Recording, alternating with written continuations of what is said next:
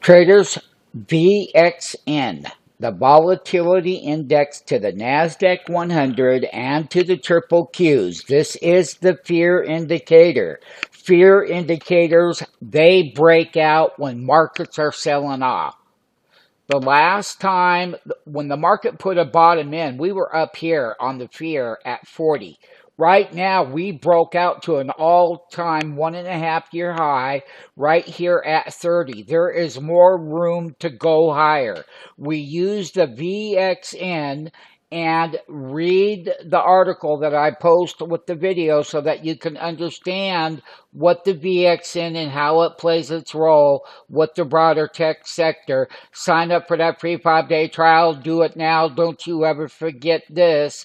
The VXN will guide us when it's time to buy the dip, and that it will. Listen, we work well together. Let's develop the relationship. Everything changes for you.